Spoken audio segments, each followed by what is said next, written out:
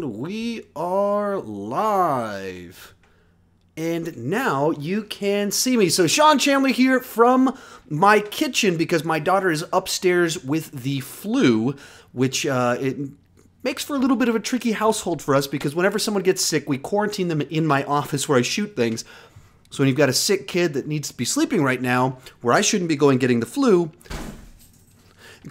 it's a problem for us when my daughter's in there. So, wanted to do a live stream. Want to make these like a regular weekly thing, maybe more than once a week. So, yeah, here we are in here. Lemon Sneezer, hi, hello, thank you for joining in. Ginger Snaps, hello. Hello, Super Warrior Prime. Hey, thanks for joining in. Judy Radden, thanks for stopping by. Just a couple quick shout-outs real quick. Also joining us today, finally making her return. I think your first return to a live stream since, what, the marathon? New Year marathon? New Year marathon. Ranking all the movies I saw last year? I thought I did the, you mean talking? Yeah. I guess so. I was on the Iron Man live stream.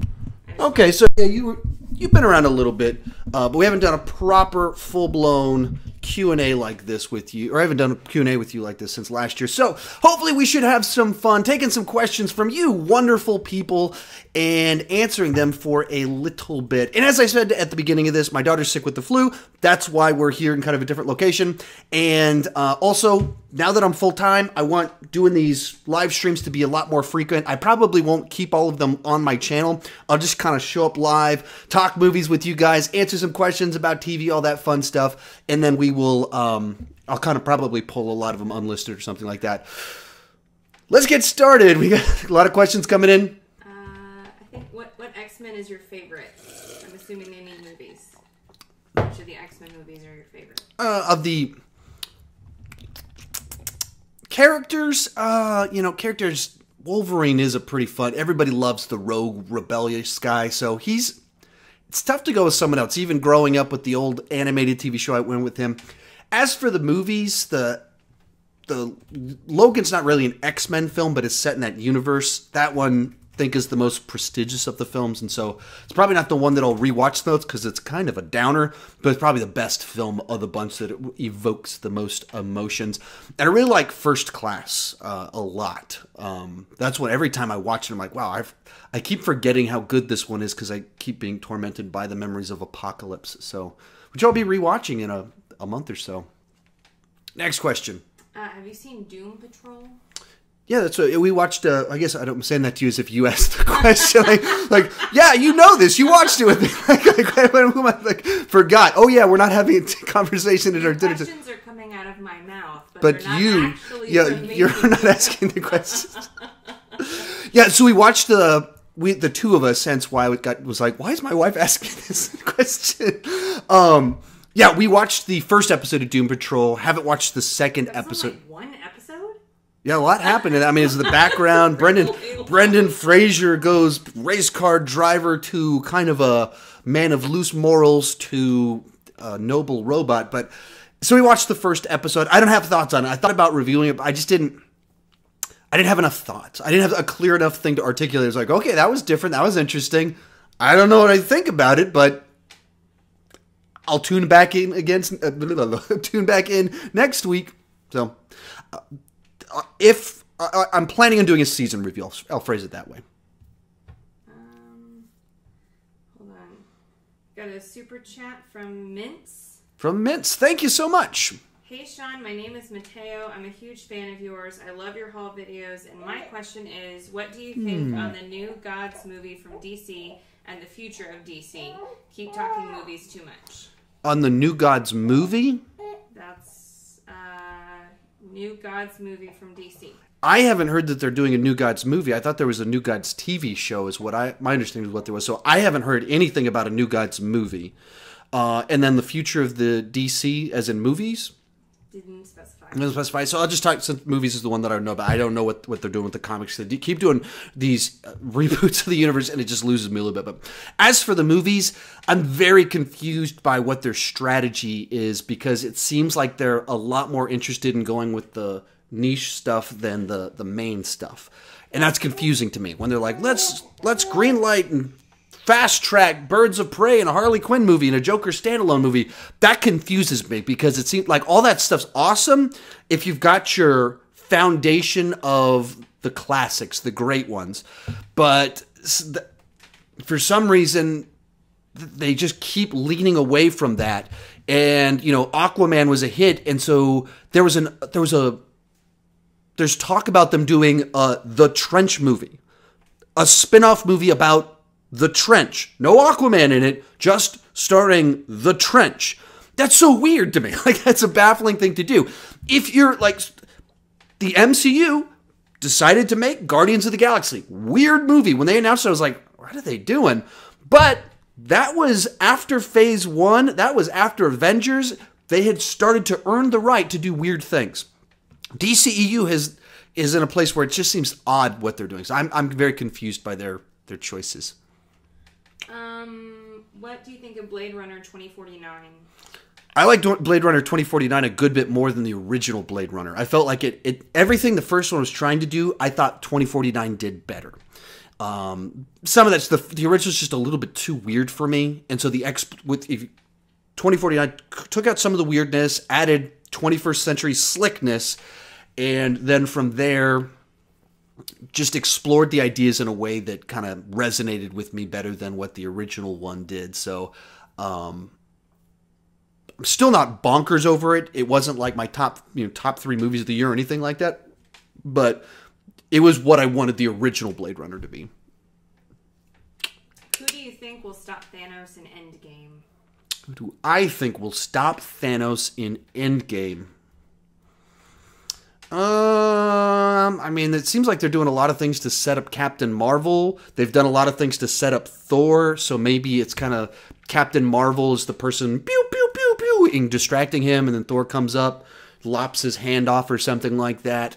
So I mean, I'm assuming it'll probably be a team up, but with either someone like Captain America sacrificing themselves to kill him or something like that. But I don't have like a specific idea of like, I really think this person's going to kill Thanos. Super chat from Wiley Todd. Thank you. Thank you so much. Just saw Fast Time at Ridgemont High. What's your thoughts? It's been a long time since I've seen it. So it's not one of those movies that clicked with me. There's kind of some of the other 80s high school coming of age stories that the specific subject matter of it resonated more with me. So there's just a few plot lines in it that just were kind of off-putting to me, that just weren't something that made me go, I can't wait to watch this one again. So I honestly don't have too many deep thoughts about it, except to say that as much as all the classic high school coming of age classics out there, that's one of the ones that I don't revisit very often and don't have thoughts about because it wasn't something that resonated with me too much. I was looking for a new show to watch on Netflix. Is Umbrella Academy good by any chance? I haven't seen it. I haven't checked it out. A bunch of people keep telling me to. I'm waiting to see if my sister tells me to. So we've had a couple messages back and forth. She like binged watched it till late night, and I don't know if that's a good binge or just sometimes you binge things because you just started. You're like, what's going to happen next? So if she recommends it enough to me, I might check it out. But I don't necessarily have the bandwidth to add more shows I'm trying to watch since, you know, I'm trying to catch up on Supergirl, Legends of Tomorrow, so I kind of do like a full ranking of the CW-verse shows. I'm trying to watch all the Marvel movies to rank all the Marvel movies after Endgame comes out, and just all sorts of other, like every big franchise that comes out, I rewatch the movies in preparation for that. So adding another series to watch just so that I can do one review of it, it's not something that I'm rushing out to do right now, so... yeah. Liam wanted you to know that you were wrong and Thanos didn't die. Oh. What? Thanos didn't die, buddy? I watched this Lego Black Panther thing, and Black Panther had to battle Thanos. Okay, so my son says that Black Panther's going to battle Thanos, and Go Thanos has back, not baby. died yet. Thank you, Liam, very much. Sorry, I lost the question. It was about the 2 more Mission Impossible movies. What are your thoughts on that, given how old Tom Cruise is? I mean, it seems like they're doing back-to-back because he's getting old. I put out a video as soon as they announced Chris McQuarrie is coming back to write and direct 2 more movies back-to-back. I don't like the idea. They've always taken their time on the Mission Impossible movies, and it's shown throughout the franchise. That's been a good decision. So the idea of suddenly rushing them to do the, what is it, the 7th and 8th movies, 6th and 7th, whatever movies it is, that makes me really nervous. But then the idea that Christopher McQuarrie, now that he's kind of like on such a hot streak, has decided, oh yeah, all I'm going to do is Mission Impossible movies for a decade. I don't like that.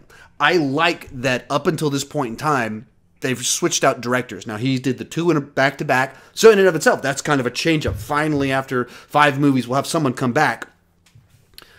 But I want them to get back to new, fresh blood and doing it. So I'm very nervous about what they're doing.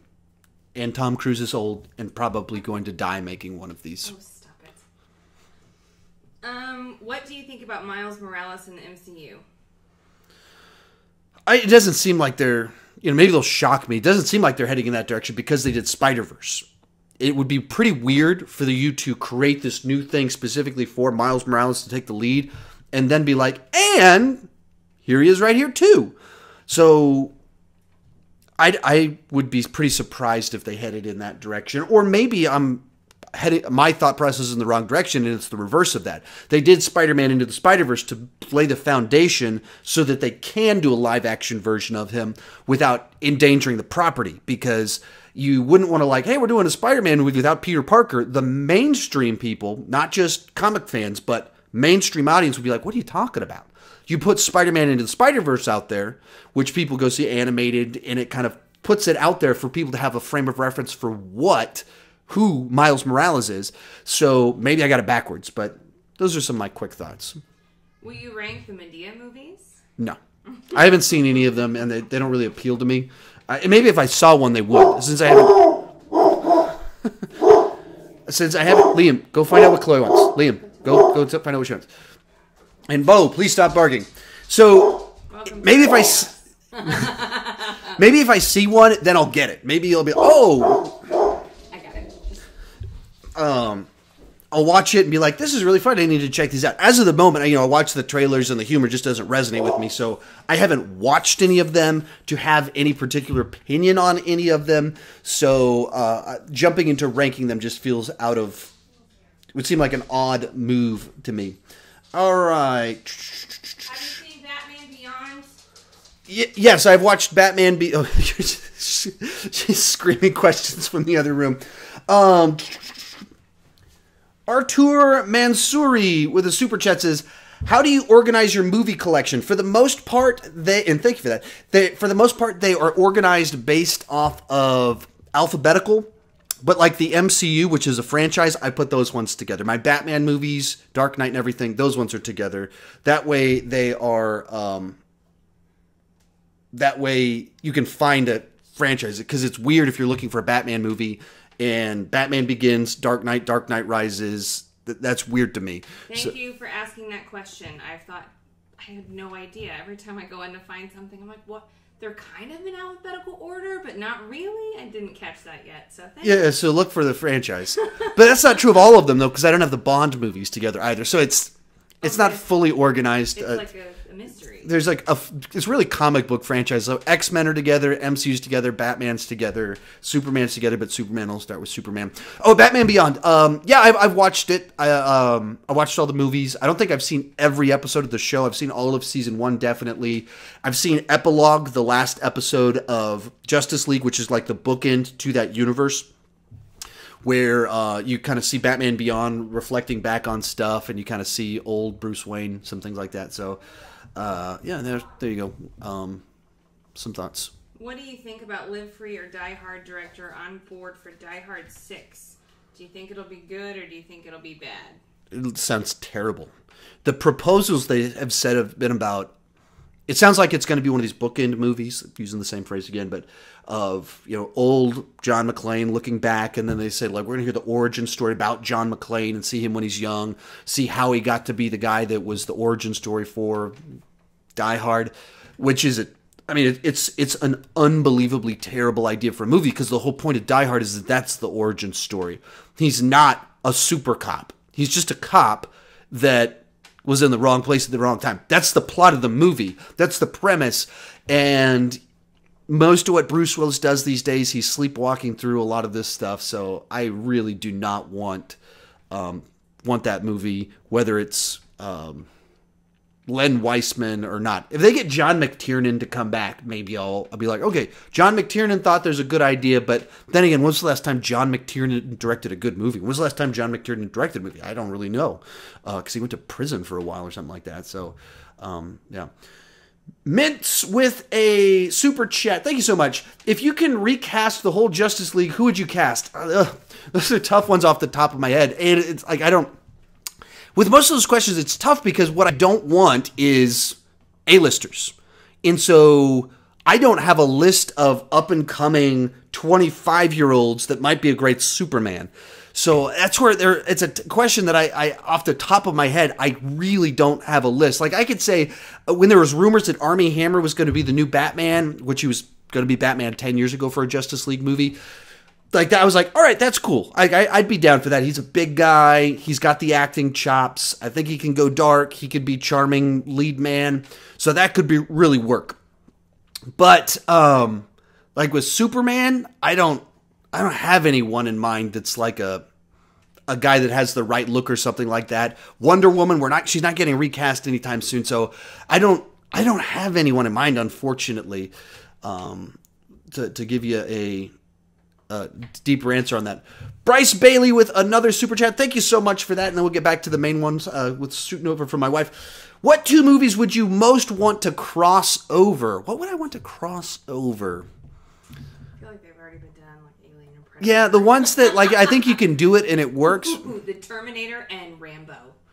Not Terminator and Rambo, but you could do Terminator and Aliens, or Terminator and Predator. And so then you could do something fun with some of those ones. They've been done in the comics books in that way. But, so yeah, it gets a little bit,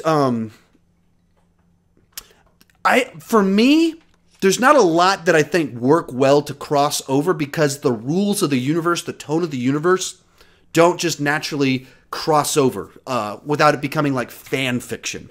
And so when people are like, hey, would you love to see Superman battle Wolverine? Well, are we just doing like a fan fiction? Like that, things like that don't immediately appeal to me. So, of course, what if Jason Bourne and James Bond? Okay. What about Jack Bauer and James Bond? All of these JB initial spy guys. But, their worlds don't go together. So I don't, that's where it gets tricky on some of these ones. I thought of it. Oh, you've got it. Okay. What do you got for me? You ready? Blade, okay. and Twilight. Somewhere out there I've seen a shirt of that too. So I need to track that shirt down. That's a good one. All right, what do you got for me? Sorry. What is your opinion on Chris Hemsworth as Hulk Hogan? So what I tweeted out when they first announced it was like, what? Chris Hemsworth is too skinny, he's too short, he's got too much hair, and he's way too good looking to play Hulk Hogan. Which I'm half joking about, half not joking about. But Hulk Hogan is significantly taller than Chris Hemsworth. And Chris Hemsworth is really tall. He's also really muscular.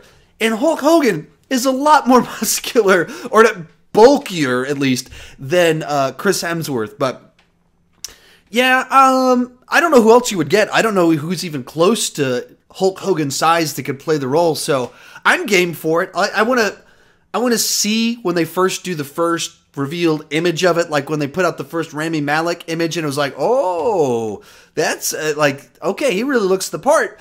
I want to see that one when they try and convert Chris Hemsworth before I kind of make up too much of my mind. But, I think with the director they got in there, and was it Todd Phillips, I believe, and him as a talent, there's enough there that I'm interested in it. And Hulk Hogan's such a big personality that there should be some fun to be had. Which is your preference? The first 2 Alien movies or the first 2 Terminator movies? If I only got to keep one of those 2 sets, I would go with the Terminator movies. Because Aliens, Terminator 2, that's a tough one for me.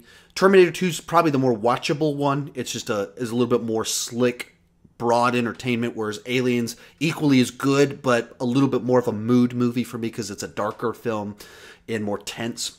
But between Alien and Terminator, I would go with Terminator. So if I got to pick between these ones, I am going to go with the Terminator movies. And Alien's great, but I'm a James Cameron guy.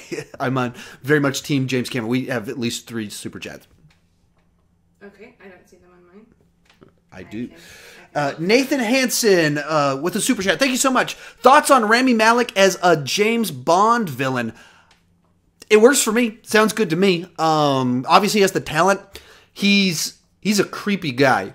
He went full rock star, obviously, as Freddie Mercury. But if you see Mr. Robot, like his thing is like how creepy and weird he is. So there's a lot of stuff you can do with that. He's not going to be the guy probably in a fist fight with Daniel Craig.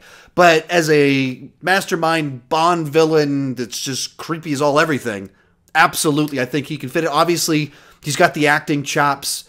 You watch Mr. Robot and you can see where this guy could be a very, very creepy, weird, bad guy. So yeah, check that one out. Actually, I had 4. Polo R with the super chat. Thank you so much. What do you think of The Last Samurai? I love The Last Samurai. It's the same story template as Dances with Wolves, Fern Gully, Pocahontas, and then Avatar. And so when you talk about those cluster of movies, of all of those, and I just told you a few minutes ago, I'm a huge James Cameron guy. I like The Last Samurai the most of those by a lot. It's for me, it's the best version of it. It's just the culture being explored and everything. But if you watch The Last Samurai and kind of notice some of the plot points, characters, like it lines up with Avatar and creepy levels. Like there's the brother-in-law character of the female love, or the brother of the female love interest that doesn't like the guy at the beginning and then becomes like his right-hand man. There's all these little things in both of them that cross over. But that's a movie that I thoroughly, thoroughly enjoy. Another one from you. Are you going to see Child's Play?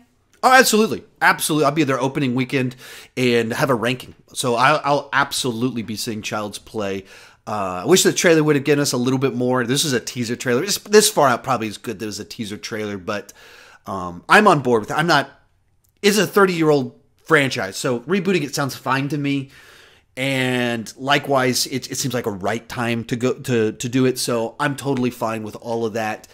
And so, yeah, I'll probably rewatch all the movies that month. And do you know what comes out the same day as Child's Play? I do not.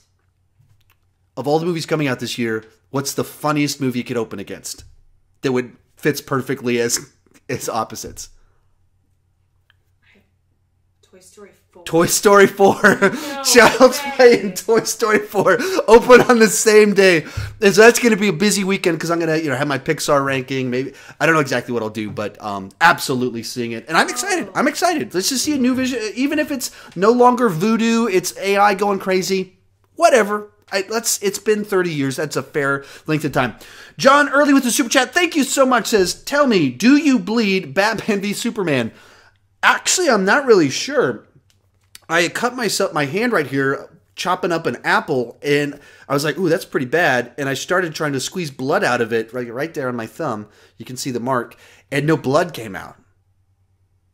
So maybe not. You're such a weirdo. Next question from the main section. Do you prefer to think of Bumblebee as a prequel or a reboot? I mean, I think they officially announced over the weekend that it was a reboot at some event. They officially announced it. You're gonna like that one. I think you're probably gonna really like it. Yeah, It's gonna be the version of E.T. that you never knew you wanted, is what it is. Because it's an alien with a girl that doesn't go doesn't do that. But so I'm fine either way. I don't have any strong opinion on it, like at all. I don't. If they told me it's a reboot, I'll say, okay, Michael Bay had his day. If they say that it's a continuation and it's a prequel, it doesn't really affect me much. The movie on its own, it works. It kind of can work either way for me, so yeah. Got a super chat from Mythics123. Hey, Sean, Batman or Captain America? Batman all day long. Batman and Superman are like my top two. They're like way up here, and then you kind of get everybody else kind of there's a gap.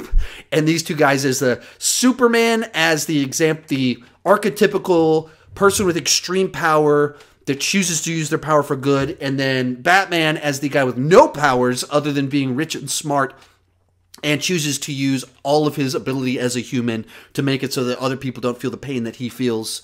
Those are the two archetypes for me. Those are the two top guys. And then there's a gap but before you get to Captain America. And I really dig Captain America in the MCU, but Batman's that just kind of that next level. Also, like the idea of, oh, you're a scrawny kid and we give you some magic steroids and suddenly you're a superhero. I mean, that's kind of interesting. But like a guy that's like, oh, the pain of trauma of a childhood.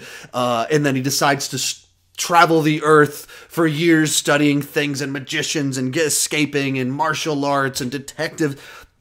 That one's more interesting to me than, pew, you've got superpowers. For me, at least. What do we got over there? Do you like cats? I don't hate cats. I had cats growing up. I had a couple of cats, and then as soon as we didn't have cats, and they died kind of horrible deaths. Like, of old age, kind of, but it was still pretty depressing. Oh, don't talk about dead cats. Leave that alone. I've never wanted to get a cat. Like they're not a pet that for me is like, oh, I'd like to have one of those around the house. It's like being at my friend's house. If they're like, hey, look, I've got a laser pounder. Want to play with my cat? Like, oh, sure. Look, it's chasing the daughter. Like that's fun. But having my own, I'm not quite so sure about that. Like I'll stick with little Scooter over there, my dog. So but of all of them, I'd go with dogs. Do you think Ghost Rider will make an appearance in the Avengers Endgame or anywhere else in the MCU? Technically, yes. In the MCU, because he's been on Agents of S.H.I.E.L.D. There's a whole plot line about Ghost Rider on there, so he's in the MCU.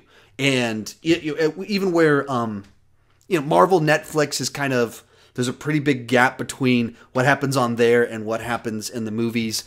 Agents of S.H.I.E.L.D., there's not really a gap. I mean, Samuel L. Jackson has shown up and things like that. So you can't play it's more like a pocket secret universe. Like, no. Ghost Rider is in the MCU. He's been on Agents of S.H.I.E.L.D. Do I think he's going to show up in Endgame? I don't think there's any chance of that. I don't think they have any plans to put him in the movies. It doesn't seem because they put him in Agents of S.H.I.E.L.D. And the nature of the character doesn't seem to match the tone that they're going for. Like, flaming skull head, riding on a motorcycle, leather jacket with a chain that's on fire. I don't think they're going to do that. And because the first two movies have such kind of a bad taste in people's mouths, I don't think it's going to work. I think Blade, Ghost Rider, all of those would have been cool Marvel Netflix shows.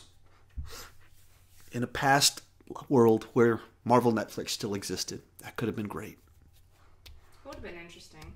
It would have been interesting. I agree with you. Why haven't you ranked the Shrek movies? Because I haven't seen the Shrek movies. I've sort of seen them. Kind of. But not fully. Like, I've never sat down and watched the Shrek movies. I've never sat down and watched the Ice Age movies. And some people are like, what? How have you never seen these movies? The first one came out after I graduated high school. So when I was 19, 20 years old, I had long hair, had a long wallet chain, wore really baggy clothes, played in a bunch of punk bands. I did not go see Shrek. I didn't be like, I'm going to go see Shrek. Oh, I'm going to go see Shrek 2. And, at the end of it, I hear they sing Baby Got Back, and it's like a donkey. Like, that is not what 20-year-old Sean Chandler was doing. Maybe you don't have to rank them, but you need to at least do a video explaining what you think they're about. Because that was hilarious. That's my interpretation of the Shrek movies. So, I mean, that's a little bit of point of reference. You just have to understand how old I am versus when they came out, things like that. But literally yesterday, I was at Best Buy, and I almost bought the 4-movie set to rank them. Because it's one of those ones that I know there's demand for it, so probably lining up closer to some animated release, I'll probably do it this summer. So, like the 4 days before Secret Life of Pets come out, maybe I'll do it then. But then again, this is, man, it's going to be crazy on my channel. As soon as Endgame comes out, I mean, really even starting next week, Captain Marvel comes out, and then it's like a sprint until September. There's so many big releases. I've brainstormed so many big ideas. So I don't know what's about to happen, but I'm excited to have fun with this adventure now that I don't have one of those job things. Joey Jansen had a super chat, but no comment. Thank you so much for that. I do appreciate it. Cooper Wheat with the super chats. Thank you so much. Batman or Superman, who is better? You're killing me. You're making these tough choices. You go with Batman? I go with Batman. Which Batman? All Batman. All Batman? Oh, George Clooney Batman. Really interesting. Thomas Wayne Batman? He's scary. Yeah, he is scary. If I don't know how to pick between the two because they are, one's a superhero, one's a hero. They're those archetypes that are such different directions. If we're in a universe where I only get stories from one of them, and that's my criteria, what stories am I getting? I would go with Batman. Batman is an easier character to have great stories for and have great villains for. And he has a more robust, great rogues gallery. Superman's got a couple great villains in there. Batman has the best rogues gallery. A whole lot of great villains in his rogues gallery. And because he's a human, there's a lot of things you can do that are interesting. That's why the Christopher Nolan films are able to be so good, is because you don't have to blow up the city. You don't need a sky beam to have a threat in a world where there's no superpowers. In a world with Superman, for there to be a good movie, you got to start blowing up the city and things like that to make it exciting. So, that's where some of that comes from. Quiet Place sequel or prequel? I think I'd be more for the prequel. I'm not always for prequels. I think it's just interesting to see what the world collapsing. That's what makes it interesting. Like the world collapsing where people don't know what's going on. And they don't, and then they start realizing, oh, it's because of sound. And so you see all these people. It's like Dawn of the Dead, except if you make noise, then you die. So you're trying to get to some place to be secure. You're trying to find a place to get to secure. So it becomes a movie about people moving from the big city, looking for a farmhouse somewhere, or something like that, abandoned building. And even as I'm saying, I'm just spitballing this. I didn't know this question was coming. I'm like, oh, that sounds cool. That's really neat. When you say A Quiet Place 2, and it's been greenlit, John Krasinski's coming back, which I'm awesome. There's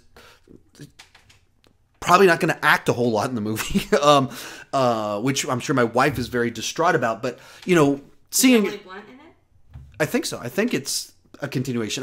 There's not a ton of details. So someone in the comments, if you know Emily Blunt's coming back, tell us down below. But my first inclination is I don't want to see, what does Emily Blunt do next? Like that doesn't, where they left it, where they set it up, doesn't seem like, was she going full Sarah Connor and she's blowing these guys away or something like that? So it doesn't immediately appeal to me, whereas A Quiet Place 2, TOO, just seems like a rehash, but you could do something there that could be interesting as other people figure things out. But a prequel, that's the one that, I got excited about that idea. Your wife seems nice. That's good. She is nice. She puts up with me, and I'm pretty insufferable most of the time. So that's a good sign that she can do that. Joy Jansen had a super chat, wrote, Christian Bale, Batman. I think he's my favorite. And some of that's because he got a great set of movies to be in that showcase a Batman. And so that's a good sign. But Christian Bale, Batman. In particular, in Batman Begins, where he was actually beefed up, he just is like he cut too much weight in the latter ones where it was like, he's a little bit too skinny to be Batman by these movies. They show him, like the scene where he jumps into the yacht and it's like he got trimmed down. It's like, I don't believe this guy's a brawler the way I believed that guy that was training with fake Ra's al Ghul. I believed that guy was the brawler. So, is there a TV show you think's jumped the shark? Tons of them. TV shows tend to lose it after a few seasons, it's tough to get it back because there's something that works at the beginning. But you can't just, if you keep doing that, then you jump the shark because you're just rehashing the same thing over and over again. And if you try and change things up, a lot of times it doesn't work and you hit a point in time and it just goes bad. But, I don't know. Is there a specific show we watched that, like you would say The Flash, Arrow, they've all jumped the shark by now? I don't think The Flash has jumped the shark. It's lost its way a couple times, but Arrow jumped the shark after season 2, in my opinion. But yeah, most people would agree with you. So I think Arrow's one that this season. I still like Stephen Amell. He seems like a nice, really nice guy, a normal guy too. So Arrow, I think, is one that I'm still watching. This season's been a good turnaround, but for the most part, I would say it lost its way a while ago because they just changed things up too many times, brought too many people onto the team, and then there's the Arrow Felicity stuff that just killed all of it. Arturo Mansuri with a super chat. Thank you so much. How do you deal with negative and disrespectful comments? Well, the good thing about growing a channel is that it starts real small, and so you get like 1 a month when you're first starting, and then you get 2 a month, and then you get 3 a month, and then you have some video that takes off and it's a big hit, and it gets this one video gets as many views as your channel gets in a whole month, and you're like, oh wow, but that also means you get 10 negative comments on this video, but it's balanced by, wow, my channel just really grew up. Like, people watched something I made and they loved it. Now there's 10 people over here that think I'm an idiot and they are telling me. And so then it starts to balance out. But how do I deal with it? It depends on what they are. Like, as soon as I really started getting traction about a year, 3 months ago, a lot of it just stops. It just kind of bounces off of you. Like the people that show up. I put out a video giving my defense of why I personally would be very for a Back to the Future remake. I get why people think it's blasphemous. I get why people don't want it at all. I get it. I know your arguments. I totally understand. But I think that there's a version that could be good. But people, like in the comment section, are like, F you, you're a jerk, how dare you? That doesn't get under my skin because it reflects something about them, not me. If you hear a differing opinion about whether they should make a Back to the Future remake and your response is, F you, that's on you. You need to calm you. Me? No. You're saying you, but you're pointing yourself. How about I do this on everything so no matter what, I'm half right. But if you do that, that's on you. It's confusing. But then there's other things that people say things that are true sometimes, and they'll point out a video that I wasn't as happy about, and they'll point out the things about it I wasn't as happy about it. That's actual criticism. That's actual negative feedback. And so some of that stuff gets to me because I don't want to put out bad content, and it comes in all different forms of if I make a mistake, if I say something foolish. Sometimes I'm trying to get better at this and being more intentional with having diversity in my vocabulary. Sometimes I'll repeat words or the same phrase in a video, and so it's like, okay, do I have any other phrases I can use? And so those ones are the ones that probably bother me more. But it's not even like disrespectful stuff. It's when they're saying real stuff. That's really what bothers me. But I get used to get pretty. You've seen me. I get certain things just get under my skin. It's just real specific things when there's a truth to it, or when I hate it when I'm not misunderstood and people don't get what I'm saying. That really bothers me. When I'm being clear, like what I'm saying is not confusing, and it just bugs me. So that's when there's like an irrationality that can bug me too, which is the most frustrating because it's irrational. There's no logic to it, which my brain keeps looping. Like, what do I need to say to get you to get it? Well, I can't fix you. If you're a jerk, if you're crazy, if you're just out there in left field, if you're so biased, if you're so sunken into your whatever your thing is, I can't convince you of stuff. Vinny Colviati with a super chat. Colavita. Yeah, I really can't see anything. Vinny Colavita. Ever see Shutter Island? If so, where does it rank? I haven't.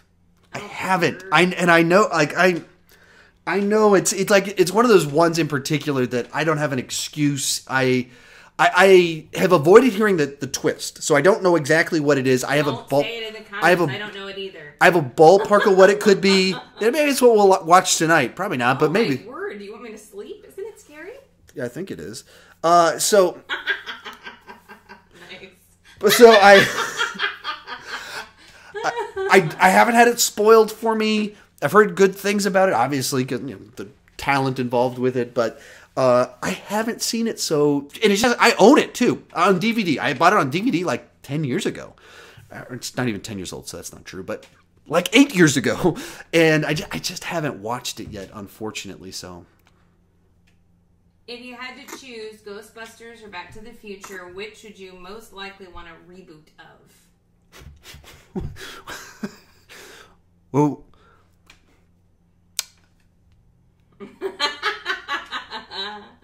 I'm going to make this timeless and say that we didn't already have one and we're in the year 2016. I'm going to go with Ghostbusters. Even if it's bad, I'll probably do a review of it, start a movie review channel, and here we are today. I don't know. I was expecting the crowd to make more of a response to that, but then again, there's only you here and you didn't respond to it. Because my channel exists because of that movie. Remember? Yeah. Yeah, so as bad as that movie is, Sean Chandler talks about only exists because of that movie. So I got to go with that one. I think that either one of them, I think that Back to the Future's concept, the video that I talked about, what I said, there's 2 criteria for doing a reboot or a remake. One is technology. Does technology change enough to be able to capture the idea better? And the other one is, has culture changed? I think Back to the Future lines up with culture because it would go from modern day high schooler, year 2020, going back to 1990. That's interesting and new in ways that are different from 1985 teenager going back to 1955. You can tell a new story inside of that with the same premise. So that's culture. But I think Ghostbusters works too because of technology. The original Ghostbusters, I think, still holds up, but the special effects are very dated. You could make a very good Ghostbusters remake. Like, the reason that one's bad isn't because you can't make a good Ghostbusters remake or reboot or whatever. It's because that first off, I don't think it's terrible. I think people are exaggerating how bad it is, but I'm not saying it's great or anything, but it's a lot more watchable than people say it is. But they went for all of this Paul Feig improv comedy where people are like riffing back and forth with each other. And, they got people like doing little dance sequences on the street. That's not a good direction to go for Ghostbusters. But it doesn't have to be a bad, people look at what they don't like about the one we got and they go, look, you can't do a good Ghostbusters remake. Well, of course you could. They went in the wrong direction with it. But, did I give an answer to the question? Yeah. There, I gave an answer to the question. Sometimes I forget. I just keep talking. Cooper Wheat with a super chat. Tom Cruise or Brendan Fraser Mummy? By the way, huge fan. Thank you so much. I really do appreciate that. All of you, if you're a fan and not just a hater, which I would assume most of you are fans, that's why you're here. Really, thank you. This is this week right now is my first week full time on YouTube, and that's because of you, wonderful people. That's you've changed my life. Let that sink in. My life is different because of you, so I greatly appreciate that. Like you should burst into song right now, I think Wicked. I have been changed for good. Okay, never mind. Some of them will get it. I haven't watched your creepy Wicked musical, so I don't know that one. I just know the Gravity song. Yet, so that's why you haven't seen it. So which one? Back to your question, Tom Cruise or Brendan Fraser? I'm not a huge on either one. I would go with Brendan Fraser. I think those ones just kind of have a alternate world Indiana Jones vibe to them. Obviously, period piece, globe trotting, some supernatural elements, and so kind of like a poor man's Brendan Fraser while being a bigger budget. But those are, I think, a little bit better. The Tom Cruise one was just a very ill-conceived movie where they wanted it to be scary. They wanted it to be a Tom Cruise action vehicle. They wanted it to be funny. And you throw it all together, and it's a bizarre experience to watch it, and totally forgettable. There was supposed to be this big Monsters universe based off of that, and they shut the whole thing down because of that movie, which shows how incompetent they are. But yeah, so yeah. I can't tell. Jason's telling us to do something, and I don't know what it is. Jason Worthen? Jason Worthen. Mm-hmm. I told the Worthens to text us when they... Did. He texted me that I should watch Shutter Island. Oh, okay. But he's asking something on here, and I don't know what it is. Jason, text me. Hey, it's AJ22 sent a super chat. Captain Marvel and Endgame box office thoughts. Captain Marvel and Endgame. I don't have a good guess on Captain Marvel. I'm not getting a good vibe on it at all. Because it's Marvel, you expect a certain level. But Ant-Man and the Wasp was one of the weaker performing Marvel movies, so that kind of messes with my mind. Wonder Woman was really good for DCEU. There's a lot of pushback, the negativity on the internet regarding Captain Marvel, but I don't know how widespread that is. There's some very angry people on the internet, but that's what the internet is. There's a very loud group of angry people about everything. So I don't know how mainstream that is. I don't think it's going to be like this big dent in the box office. And there's also, when people are like negative review bombing a movie, there's a group of people that are like, all right, we're going to come together to battle that. So, and you kind of go, Wonder Woman kind of as a female superhero movie rallied women to go see it. Ghostbusters bombed. I don't know. I don't have a good guess on it. I wouldn't be surprised if it opened to 120. I'll tell you this. I'm probably going to put out a video next week with my box office predictions for Captain Marvel. I think I'm going to start a new series called Over Under. So Monday or Tuesday, I'm going to put out back-to-back videos side by side. Captain Marvel, why it could be awesome, and one, why it could be awful. I'm going to put them out at the same time. And then a couple days later, I'm going to do box office over under as to predicting where I think it's going to land and asking you guys, do you think it's going to be over or under whatever number I decide to go with. But 120 is the number I have for that one. For Endgame, I think it'll be over that 250 million. I think it's going to kind of top the previous record opening weekend. I couldn't guess on final numbers because you have to get a vibe for critic scores and audience reception to it, as well as so much of that factors into how well the movies that come after it do. But so opening box office weekend, I'm going to go with 120 Captain Marvel, 250. Videos coming soon with more specific thoughts that are researched. Do you have pets? Yeah, you take the lead real quick. Tell them a funny joke. Yeah. Scooter. I'm sorry, guys. I can't tell jokes on the fly. Here, up in the chair. Oh, careful. He's ancient. Buddy. Oh, how disappointing. I tried so hard. I thought he was going to be excited about being on screen.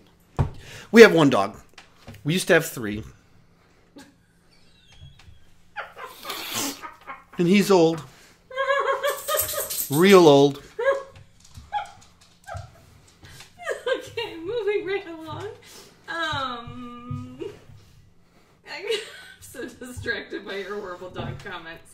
I am thinking about joining your Patreon. Cool, awesome, thanks. Basically, if you want to know about my Patreon page, every Sunday we do a Q&A, but there's only like 7 people in it. Because, everyone can't join every week. And so there's like 10 people, 7, like something like that. So every question you ask, I answer. If you want to respond back after I answer your question, we're going back. Everything that everyone types to me, I respond back to it. Sometimes we do Google Hangouts. So we're like literally video chatting with the people. I do a video every week where I talk about every movie that I watched that week. So every movie, like I've seen 75 movies this year. And my patrons know my thoughts on all of them. So, like Velvet Buzzsaw, I've already shared my thoughts on it over on there. So, if you want like more access to me, where if you can definitely send me a message and I'll respond back and do Q&As where you get to chat back and forth with me, that's kind of what it is. I'm starting to call it the inner circle because that's kind of what it is. It's like the inner circle people that when you got 88,000 subscribers, I can't be super duper. I can't know everybody. It's a lot of people. My memory's not that good.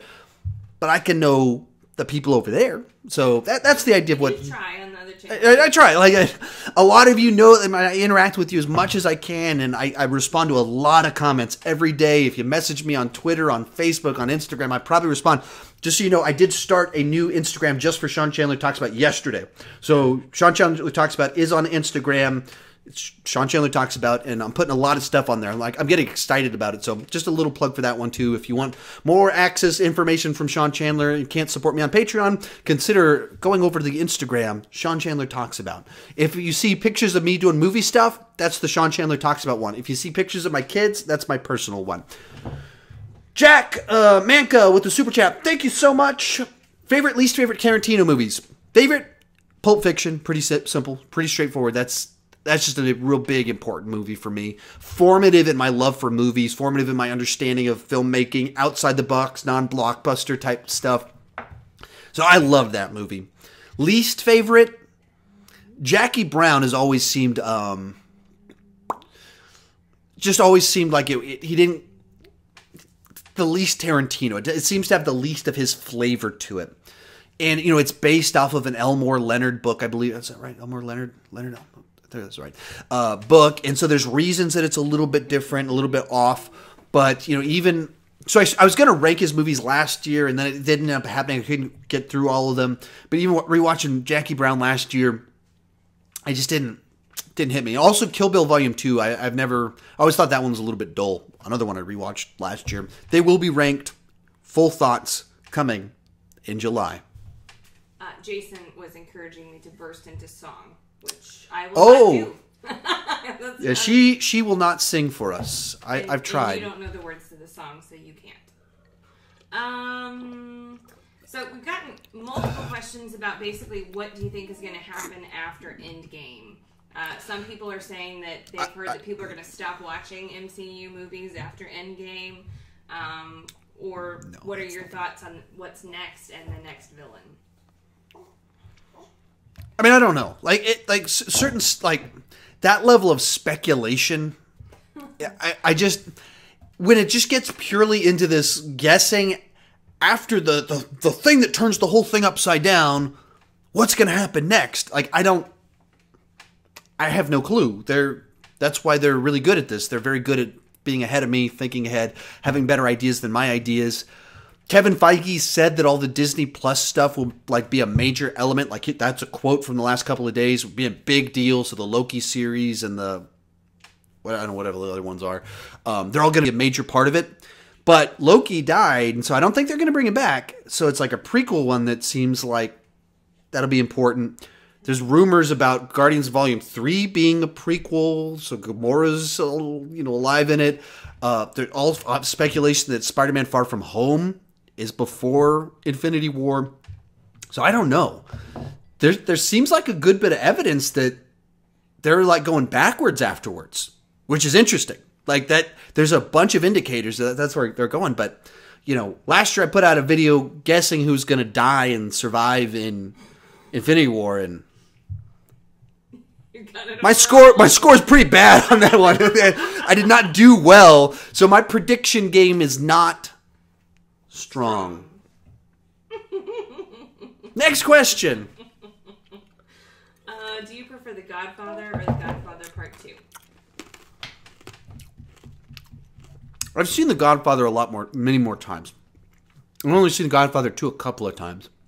I know I've seen the first Godfather many more than that. So I think I have to go with that one. It's been a while since I've watched them, so I haven't had since I've been in movie reviewer mode, haven't sat down to watch them. So the first one, somewhat by default, but. You like Forrest Gump? Oh yeah, that's probably the first serious Best Picture movie that I ever got into. I was old enough that I saw it in the theater. Oh, this is so fun and funny and emotional. And, I was 13 or whatever when it came out, or 12 when it came out. So it's probably the first Best Picture Oscar type movie that I got into, really, in the theater and, saw a great movie and loved it. And then, a year or two after that, or the year after that, then same with Braveheart. So. Do you feel like Green Book deserved to win Best Picture this year? I haven't seen it, so I don't know. So, I didn't see Green Book, Roma, or Vice. I really wanted to watch all of them and rank them, but I was trying to set everything up to go full time. By the time we knew what the nominations were, they weren't playing at my local theater, and I didn't want to drive across town to see some of them. So it just didn't end up happening. If I'd been able to see Vice, then I would have gone over to go see Green Book, and if I'd done that, then I would have watched Roma, but the pieces just didn't come together, and at the end of the day, I don't feel like I missed out on anything, really. I'm mildly curious about it, but that's not my sweet spot. That's not the stuff that I'm good at, so. What do you have the highest hope for? Rambo 5, Terminator 6, or Indiana Jones 5? Oh.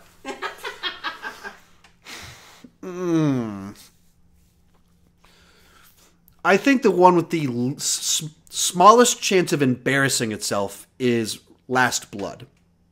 It also has the lowest potential of just being great.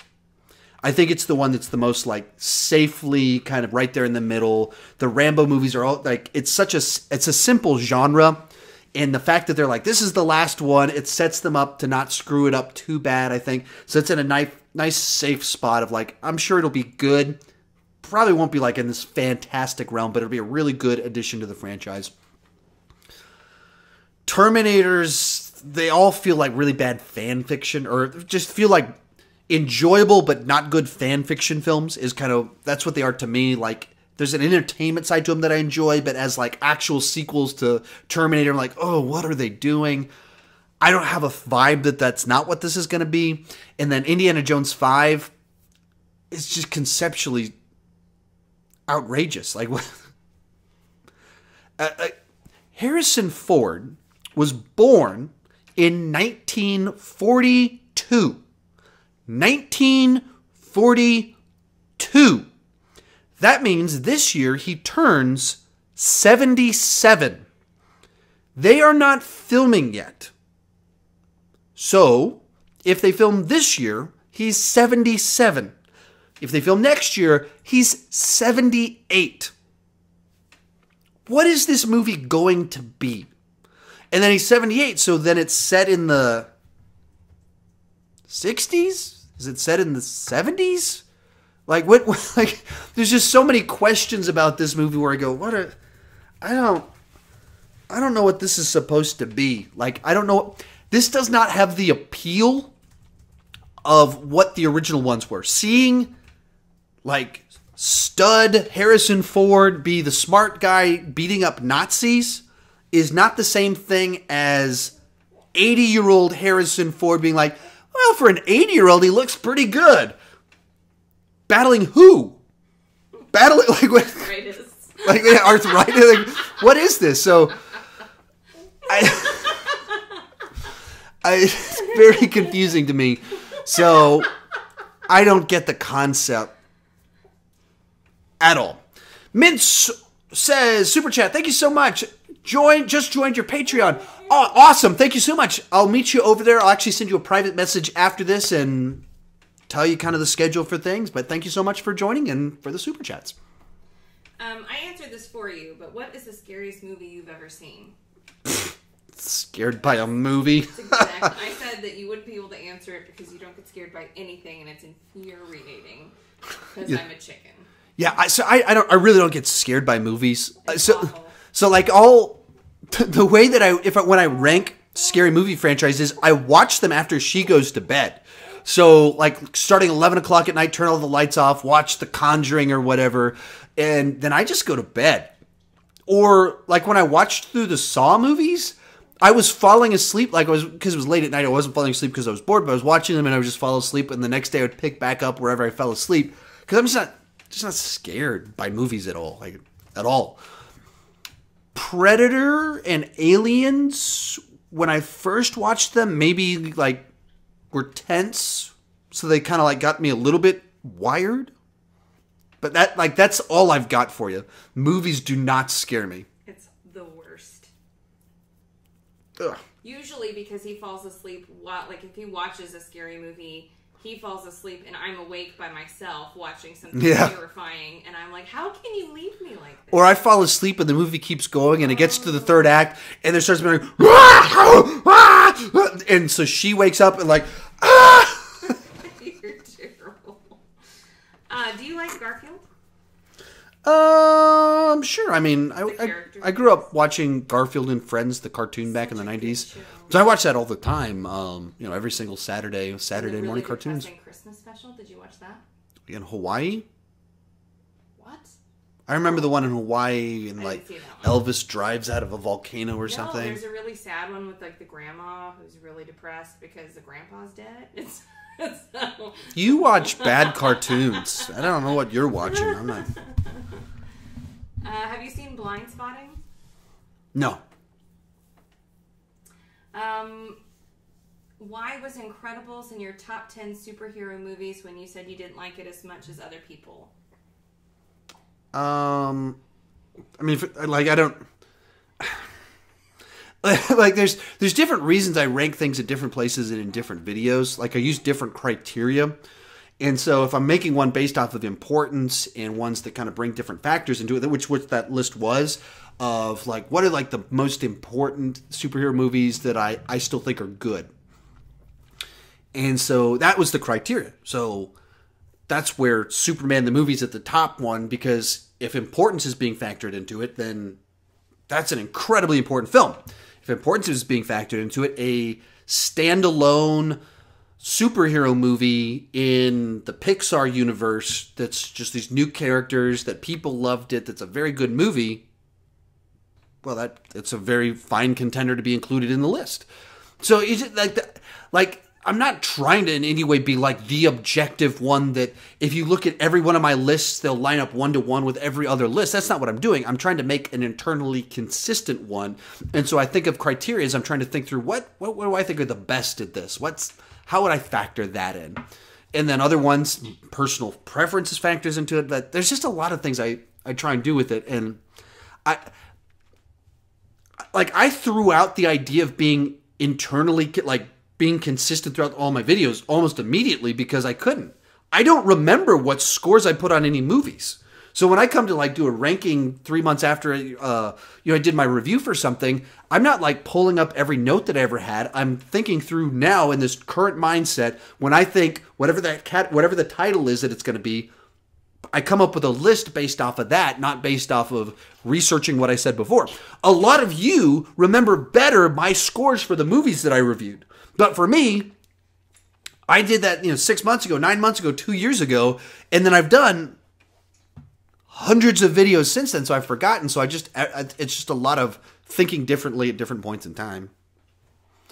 Max Boydell Smith with a super chat. Thank you so much. Hey, Sean, thoughts on crime dramas like The Sopranos and The Wire? So, I haven't seen The Sopranos. I've seen like the first season of The Wire. It was a while ago. And it was one of those ones that I'd heard such great things about it, so that by the time I watched it, I think it had been overhyped. And so it didn't hook me the way it hooked other people. So maybe it's the state of mind where I watched it, the time that I watched it, any number of things that could have factored into that, but The Wire just didn't click with me. The one that I love, though, that's kind of in this genre, that I put in that genre, would be The Shield. I loved The Shield. I thought it was one of the best just series that never had a weak season. All of it worked. Little details that happened in one season. Like the whole latter half of the series boils back down to one person looking down a hallway in a throwaway episode. Like someone looks down a hallway, sees something, and you notice it. You're like, what does that mean? And then the entire last 3 seasons is based entirely around what came of that action. And the whole series is plotted like that. Stuff that happens in the first episode matters all the way up to the last episode. So that's, I can't talk about The Sopranos or The Wire with any depth, but I love The Shield. Hillary Swank, hot or not?